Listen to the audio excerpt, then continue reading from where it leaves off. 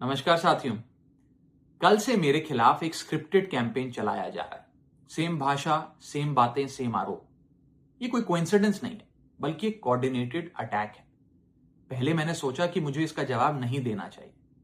फिर लगा कि कहीं एक झूठ को 100 बार बोला जाए तो कुछ लोग मान ना लें। इसलिए मैंने सोचा कि जवाब दूं।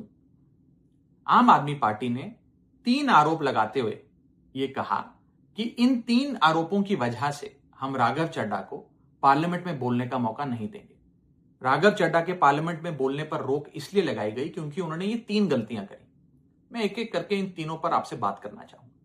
पहला आरोप कि जब ऑपोजिशन पार्लियामेंट से वॉकआउट करता है, सदन से वॉकआउट करता है, तो राघव चड्ढा वहीं बैठे रहते हैं, वो वॉकआउट नहीं करते। ये सरासर झूठ है, सफेद झूठ।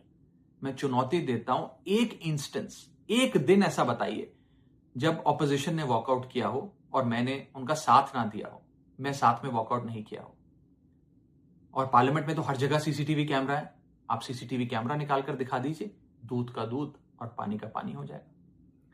दूसरा आरोप लगाया कि राघव चड्ढा ने चीफ इलेक्शन कमिश्नर के इंपीचमेंट मोशन पर, यानी कि मुख्य चुनाव आयुक्त को हटाने वाली जो याचिका थी, उस पर साइन करने से मना कर दिया। दूसरा सफेद झूठ।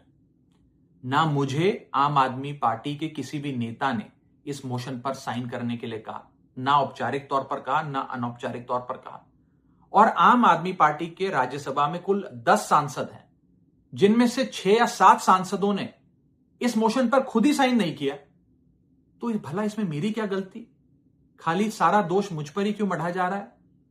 और इस मोशन के लिए राज्यसभा में कुल 50 सिग्नेचर चाहिए होते हैं, यानी कि 105 विपक्षी सांसदों में से मात्र 50 सिग्नेचर से ये याचिका पूरी हो जाती। तो इतना शोर क्यों? और तीसरा आरोप जो मुझ पर लगाया गया वो ये था कि राघव चड्ढा डर गए हैं और इसलिए वो बेकार मुद्दे उठाते हैं। पहली बात मैं बता दूं कि मैं पार्लियामेंट में शोर मचाने, चीखने, चिल्लाने, माइक तोड़ने या गाली देने नहीं गया। मैं वहां पर जनता के मुद्दे उठाने गया हूं, लोगों की बात करने गया हूं। और मैंने कौन सा मुद्दा नहीं उठाया? मैंने जीएसटी से लेकर इनकम टैक्स की बात करी, पंजाब के पानी से लेकर दिल्ली की हवा का मुद्दा उठाया, हमारे सरकारी स्कूलों की हालत से लेकर कैसे पब्लिक हेल्थ केयर इंस्टीट्यूशंस को मजबूत किया जाए, इंडियन रेलवेज में जो पैसेंजर्स ट्रैवल करते हैं उनकी समस्याएं रखी, यहां तक कि मेंस्ट्रुअल हेल्थ, एक ऐसा मुद्दा जिसके बारे में लोग बात करने से कतराते हैं, वो बातें तक रखी। बेरोजगारी से लेकर महंगाई तक तमाम मुद्दे उठाए। आप मेरे 4 साल का पार्लियामेंट का ट्रैक रिकॉर्ड उठाकर देख लीजिए। और मैं पार्लियामेंट में इंपैक्ट क्रिएट करने गया हूं, मैं पार्लियामेंट में रकस क्रिएट करने नहीं गया। ये टैक्स पेयर के पैसे से जो पार्लियामेंट चलती है, उस टैक्स पेयर के मुद्दे उठाने में पार्लियामेंट में गया हूं।